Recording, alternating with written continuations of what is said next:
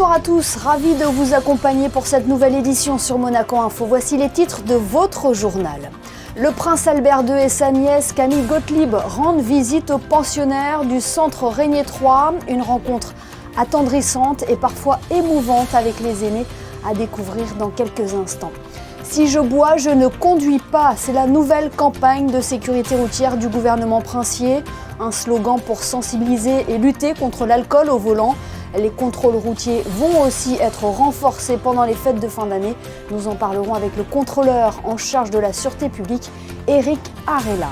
Le marché de la Condamine va bientôt faire peau neuve avant le début du chantier qui durera 13 mois. La mairie de Monaco a convié les riverains pour une réunion d'information. Et puis le village de Noël de la Principauté est-il le plus beau de la région? C'est en tout cas ce que de nombreux visiteurs pensent. Nous avons voulu savoir la raison de ce succès ce soir à découvrir en fin de JT. Nous ouvrons donc ce journal avec cette visite un peu particulière rendue aux aînés hier. En cette fin d'année, les pensionnaires du centre Régnier 3 ont eu le plaisir de partager un moment convivial aux côtés du prince Albert II et de sa nièce Camille Gottlieb. Une visite organisée avec les bénévoles de la Croix-Rouge monégasque pour remettre un cadeau de Noël à chacun et passer une après-midi en musique. Le reportage d'Alban Gingembre et Jean-Alexandre Dordet. Il n'y a pas que les enfants qui ont droit à leur cadeau de Noël. Les pensionnaires du centre Régnier 3 ont eux aussi été sages. Ce sont des mains du prince souverain qu'ils reçoivent leurs présents offerts par la Croix-Rouge monégasque. Une rencontre qui donne du baume au cœur des anciens et qui rappelle des souvenirs à certains. C'est la joie, le bonheur de vivre. Le prince Régnier 3, je l'ai servi à la loge princière, à l'opéra. Et Albert, il était petit. J'ai beaucoup travaillé avec le prince Régnier. C'est un amour ce prince, franchement. On l'aime beaucoup. Merveilleux. Et puis on est bien entourés, les animatrices sont adorables avec nous. Le centre Régnier 3 organise régulièrement des moments d'échange entre les résidents, des rendez-vous qui présentent de nombreux avantages. C'est très important parce que beaucoup, quand même, non plus de famille, sont seuls. Donc surtout au moment des fêtes, la solitude peut leur peser beaucoup plus. Donc de se retrouver entre eux et avec d'autres personnes, surtout des membres de la famille princière, ça a énormément d'importance pour eux. Et ça leur sert aussi un petit peu de point de repère temporo-spatial. Parce que nous, les bénévoles, viennent toujours le même jour et toujours dans le même service. Et si, donc des liens se créent. Et si jamais un jour, pour une cause X ou Y, elles ne peuvent pas venir, la semaine d'après, ils leur disent « vous n'êtes pas venus mercredi ». Donc ça les aide au niveau de temporo-spatial à se situer.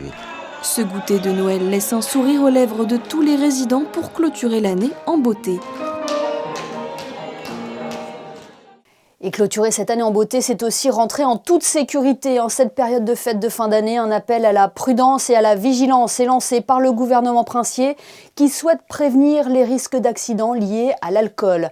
Alors qu'une loi a été votée dernièrement pour renforcer les mesures relatives à la sécurité routière, le contrôleur en charge de la sûreté publique, Éric Arella, a reçu notamment les professionnels des établissements de nuit ainsi que les taxis pour les associer aux efforts de sensibilisation. Bonsoir Éric Arella. Bonsoir. Le gouvernement princier a lancé cette semaine sa nouvelle campagne sur la prévention routière. Ce message est nécessaire à l'approche des fêtes de fin d'année. C'est effectivement un objectif important du gouvernement princier. Vous savez qu'un texte a été porté par celui-ci pour renforcer les mesures de contrôle en la matière et également aggraver les infractions en matière de circulation routière. Donc c'est l'effet d'accidents que nous avions constatés il y a un an, presque à la même époque, accidents graves, accidents corporels. Après une année 2023 qui aussi avait enregistré malheureusement des accidents mortels, et avec chaque fois le même constat et les mêmes causes. Une vitesse excessive, une alcoolémie importante et aussi de plus en plus le constat d'une prise de stupéfiants qu'on peut constater à travers ces accidents. Et comment la direction de la sûreté publique va agir sur le terrain? Est-ce que les contrôles vont être renforcés pendant les fêtes? Alors oui, effectivement, le texte de loi qui est désormais en vigueur depuis le 14 novembre dernier a élargi les possibilités de contrôle pour la sûreté publique, et notamment pour cette période de fête, il est possible à la décision du ministre d'État, et c'est le cas, donc de nous autoriser à faire des contrôles préventifs. Donc ce texte, cette décision ministérielle a été prise hier 15 décembre et nous sommes en mesure, pour toute la période des fêtes, d'aujourd'hui jusqu'au 4 janvier, de procéder nuitamment à des contrôles préventifs pour à la fois dépister l'alcool, voire aussi la prise de stupéfiants. Voilà, c'est bien l'alcool, la vitesse également, qui seront ciblés lors de ces contrôles. Nos deux objectifs principaux seront effectivement, un, la vitesse, je pense que c'est le déterminant, et deux, la consommation d'alcool, qui sont vraiment les deux objectifs au cours de ces contrôles. Et combien d'hommes et de femmes vont être mobilisés sur le terrain ? Alors, nous avons un gros dispositif, je dirais, de renforcement de mesures de sécurité générale pendant toute la période des fêtes. Ça, c'est un dispositif qui est assez classique. C'est éviter qu'on ait une délinquance plus élevée sur cette période qui peut susciter des tentations. Ça, c'est le dispositif de base. Un renforcement par rapport aux cérémonies de fête de fin d'année, cérémonies religieuses, une attention particulière et une réponse parfois lorsqu'on a des événements internationaux qui suscitent aussi une attention pour nous. Je pense, et c'est le cas actuellement, l'attentat terroriste qui a été perpétré en Australie. Ça, c'est un ensemble de mesures de sécurité générale auxquelles nous ajoutons naturellement spécifiquement des effectifs qui seront totalement dédiés à la sécurité routière et au contrôle que je viens d'évoquer. Alors, dans cette démarche, vous avez souhaité aujourd'hui réunir les professionnels de la restauration, des établissements de nuit, les taxis, les voituriers, pour les associer à ce message. Vous les avez reçus d'ailleurs aujourd'hui. Il nous paraissait effectivement important de réunir les professionnels le plus spécialement concernés par cette problématique, donc les professions de taxi, les professions de voituriers, bien sûr tous les établissements de boissons de la Principauté de Monaco, pour les appeler à la vigilance renforcée, à leur faire connaître le détail, je dirais, des nouvelles mesures législatives et leur annoncer effectivement ces contrôles qui vont s'opérer au cours des nuits à venir. En conclusion, Éric Arella, cet appel à la vigilance est nécessaire pour que ces fêtes ne soient pas entachées par des accidents routiers. Le plus important de ce message, c'est effectivement d'appeler toute la population monégasque à être la plus vigilante possible, à être raisonnable pour qu'on puisse tous passer des fêtes heureuses que je souhaite en tout cas bien volontiers. Et en espérant que le message soit entendu, merci Éric Arella d'avoir été notre invité ce soir. Merci à vous. Et nous parlions il y a quelques instants des professionnels que vous avez reçus pour les associer à cette vigilance. Ils se sont aussi exprimés à notre micro. C'est très important. Je suis content que justement on arrive enfin à faire des pré-réunions pour de la prévention, pour préparer les fêtes. C'est une très très bonne initiative. Et de notre part, justement, pour participer à ça, nous avons demandé, en accord avec le gouvernement, on va faire rentrer des renforts. Donc on va avoir entre 10 et 15 taxis, je ne sais pas encore, les chiffres ne sont pas définis. Pour le service des fêtes, on fait venir des taxis saisonniers pour renforcer. Uniquement la nuit. C'est très important parce que avec tout ce que j'ai constaté, ça fait 16 ans que je bosse à la brasserie dans le monde de la nuit. J'ai témoigné, j'ai intervenu sur beaucoup d'événements qui s'est passé devant nous. Et je trouve qu'il est très très important pour la Principauté de Monaco. Voilà. Avec ce qu'on a vu il y a 2 ans et aussi avec les sorties des clients, à chaque fois on essaye d'intervenir, on prend les clés mais ils ne veulent rien savoir. Donc pour moi c'est important pour moi aujourd'hui d'être là pour assister à la sécurité de prévention. C'est l'un des chantiers les plus marquants de l'année 2026. Début janvier, le marché de la Condamine va subir des travaux de restructuration afin de moderniser ses infrastructures. Hier, la mairie de Monaco a convié les riverains du marché pour une réunion d'information. Le reportage de Frédéric Elion sur des images de Julien Logier. Le marché de la Condamine va bientôt faire peau neuve et avant le début du chantier qui durera 13 mois, la mairie de Monaco a tenu à convier les riverains lundi soir à une réunion d'information à la Maison des Associations en présence du maire, Georges Marsan et de 2 de ses adjoints. Objectif, rassurer les riverains potentiellement impactés par le chantier et présenter le projet de restructuration du marché. Ce qu'il faut savoir, c'est que donc, le marché va continuer puisque tous les commerçants qui sont aujourd'hui dans la halle vont sortir à l'extérieur. Donc toute la halle va être impactée par les commerçants. Donc le marché va continuer. Il y aura de grandes structures aussi de barnums qui vont accueillir les personnes qui font de la vente au détail. Et aussi des genres de chalets en bois sur le tour qui vont accueillir les personnes qui font de la restauration. Donc il y a aussi des horaires à respecter. En fait, on va rajouter des tables et des chaises pour qu'il y ait plus de personnes qui puissent aussi continuer à avoir les habitudes qu'ils ont aujourd'hui, c'est-à-dire venir déjeuner, venir dîner. Cette réunion a aussi permis aux riverains de poser leurs questions concernant la préservation de la qualité de vie pendant les travaux. Moi, d'après ce que j'ai retenu, la structure ne change pas. Il y a uniquement l'intérieur qui va être modifié, modernisé, climatisé. Donc ça doit être positif. Maintenant, on va juger sur pièce. Quelles étaient un petit peu vos inquiétudes ? On a entendu pas mal de questions, notamment concernant les nuisances sonores pour les riverains. Oui, moi je pense que la nuisance, pour moi celle que je crains le plus, c'est peut-être olfactive. La halle sera fermée à partir du 11 janvier dans l'après-midi afin de permettre aux commerçants de commencer le déménagement. Le marché provisoire ouvrira, lui, le 15 janvier. Monaco se mobilise contre la criminalité organisée à l'initiative de Stéphane Thibault, procureur général de Monaco. Une réunion s'est tenue hier en principauté en présence des procureurs généraux de Nice, de Marseille et de Gênes devant un public de magistrats, de policiers et d'enquêteurs monégasques. Le but ? Améliorer la coopération entre les trois pays en matière de lutte contre la criminalité et en particulier contre l'infiltration des mafias sur la Côte d'Azur. Les détails du procureur de Marseille, Nicolas Besson, et du procureur général de Monaco, Stéphane Thibault, ils sont au micro de Sarah Inkari. Aujourd'hui, c'est une réunion très importante pour nous, puisque même si Monaco n'est pas impacté par les phénomènes de narcotrafic qui relèvent de la compétence de la juridiction interrégionale de Marseille, la situation géographique de Monaco, la possibilité d'être un vecteur de blanchiment nous impose, avec le procureur général monégasque, une coopération accrue. Puis je vois que Monaco est en train de se doter d'une législation très robuste dans la lutte contre le blanchiment. Et donc l'objectif de cette réunion, c'est de coopérer de la manière la plus fluide possible dans l'intérêt de nos deux États. On envisage de pérenniser peut-être tous les ans, de faire un travail avec le procureur national anticriminalité organisée français, le procureur national antimafia italien et les procureurs du nord de l'Italie pour pouvoir créer un vrai réseau de coopération opérationnelle. En basket, après s'être écroulé dans le dernier quart-temps face à Fenerbahçe, Monaco va tenter de retrouver le chemin de la victoire en Euroleague mercredi sur le parquet de Baskonia, une équipe qui a remporté ses 5 derniers matchs à domicile. Écoutez l'ailier Jeroen Blossomgame et l'entraîneur Vassilis Spanoulis au micro de Frédéric Elion avant leur départ au Pays Basque. They're playing a lot better as of late as well. They got some guys that we really need to key in on if we want to win the game.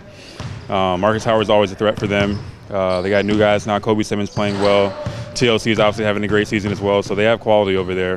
So we need to be really focused, especially after the game we had last week against Finner. We need to come out and put our best foot forward. But it's all about us. Like if we're mentally in the right place and focus for a full 40 minutes, I think we'll be in good position to win. I think that all this break, like to all the teams, we lost a little bit our rhythm. And we didn't have the practices, good practice like we wanted to have. And we didn't practice good, that's why we didn't play good.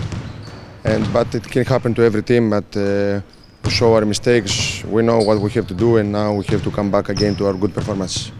C'est une tradition. Chaque année, Action Innocence Monaco organise une vente aux enchères de sapins décorés par de grandes maisons de couture, de joaillerie ou d'artisanat. Cet événement est l'occasion une nouvelle fois de récolter des fonds au profit d'Action Innocence, dont l'objectif est de sensibiliser la population et plus spécialement les plus jeunes aux dangers d'Internet. Le reportage de Théo Schumer, Jean-Alexandre Dordet et Alexandre Gougassian.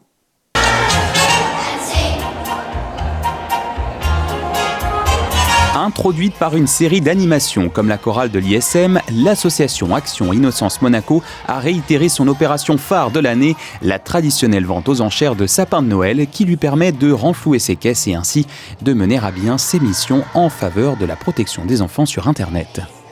Nous sommes une ONG qui n'a aucune subvention, nous ne vivons que de la recette de cette vente. Et nous avons quand même 4 psychologues ou intervenants à l'année, plus une responsable de la communication et de l'administratif. Donc on limite, on a un loyer minime, etc. Tout passe dans les actions, mais c'est vraiment un appel aux dons et ça nous permet de vivre. Voilà.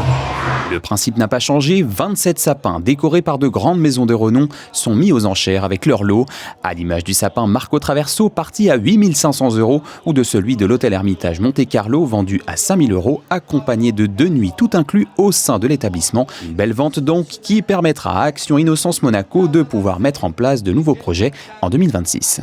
On a toujours de nouveaux projets. Cette année, on va axer un petit peu plus sur le jeu vidéo, notamment les sites Roblox. On va créer aussi des cafés parents avec un accueil personnalisé et surtout répondre aux questions de chacun avec des réponses ciblées. On va faire ça tout au long de l'année et on a nos préventions. On voit à peu près 10 ou 12 000 enfants par an. 400, 1500, 1600. Voulez-vous 1600, monsieur ? 1600 avec vous, monsieur. Cette 24e édition de la vente aux enchères de sapins de Noël a connu un nouveau succès puisque pas moins de 108 000 € ont été récoltés au total et les mécènes ont été particulièrement généreux. Le sapin quartier a même été remis en vente par son acheteuse, Chloé Green, qui n'a pas annulé son enchère, une première dans l'histoire de cette vente caritative. Et restons dans cet esprit de Noël avec une virée nocturne au village de Noël. C'est à la tombée de la nuit, une fois les décorations lumineuses allumées, que la magie opère.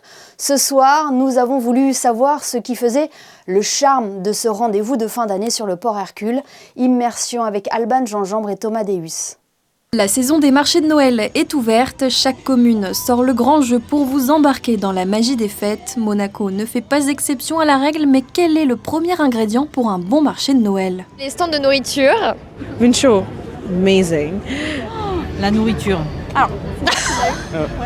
Premier critère pour vous séduire, de la bonne nourriture. Direction la boucherie, le chalet qui semble mettre tout le monde d'accord. C'est le moment phare de l'année pour la boucherie et il y a la foire avant aussi qui est bien à Monaco. Voilà. La foire, le marché de Noël, c'est ensemble. Justement, chaque année, les clients vous attendent. Qu'est-ce qui fait votre succès? Je crois que c'est le cochon grillé, la cuisine devant tout le monde, c'est un concept. Des odeurs qui attirent de nombreux gourmands, même notre chef local semble être intéressé. Je pense que voilà, voir des grillades comme ça m'inspire plus. Et on verra parce que il semblerait que c'est un franc succès à la boucherie. Deuxième critère pour un marché de Noël réussi. Les petits artisans. C'est toujours sympa, ça fait très typique des marchés de Noël. Et puis le savoir-faire aussi, qui est souvent français, donc c'est vrai que c'est sympa, quoi. On découvre de nouvelles choses. Les artisans, un petit peu tout, l'ambiance, la musique, les couleurs, les décorations, les lumières. On a fait déjà plusieurs marchés, une quinzaine de marchés en France et Monaco, c'était histoire de conquérir encore le sud jusqu'au bout. Notre boutique, donc du coup, c'est des thés et des infusions gourmandes. De la nourriture, des artisans, dernière étape pour atteindre la perfection, l'ambiance. L'ambiance, la féerie de Noël, j'ai beaucoup... l'esprit de Noël. Les décos et l'ambiance et tout. Retrouver son âme d'enfant. Il y a des nounours de partout. Avec son marché de Noël, Monaco remplit tous les critères pour peut-être être le meilleur. Ce qui est sûr, c'est qu'il vous plaît. Celebrating the Riviera, c'est le nom de l'exposition qui se tient dans le lobby du Méridien Beach Plaza jusqu'au 9 janvier. 5 artistes livrent leur vision de la Côte d'Azur à travers 28 œuvres entre mer, lumière et couleurs. Une immersion artistique qui rend hommage à la beauté de la Riviera et rappelle aussi l'importance de préserver son environnement. Hier, cette exposition a reçu la visite du prince Albert II, comme vous pouvez le voir actuellement à l'écran. Et puis la compagnie Florestan sera sur scène vendredi au Théâtre des Variétés pour présenter Justice et Sacrifice d'après une adaptation d'Arthur de Crozals-Conen. Cette soirée sera au profit de l'association Jeunes J'écoute, présidée par Son Altesse Royale la Princesse de Hanovre, qui soutient les enfants et leurs familles dans le besoin. Demain, ne manquez pas la présentation du parcours de la Vuelta 2026, un événement à suivre en direct sur Monaco Info. Les organisateurs révéleront l'intégralité des 21 étapes qui composeront la prochaine édition qui, comme vous le savez, prendra son départ à Monaco le 22 août prochain. Début du direct à 19h avec aux commentaires Frédéric Elion. Ce journal est à présent terminé. Merci de votre fidélité à suivre les prévisions météo avec un possible retour du soleil prévu ce mercredi. On se quitte en images avec les photos de Stéphane Dana et la traditionnelle vente de sapins de Noël au profit d'Action Innocence. Passez une très belle soirée sur Monaco Info.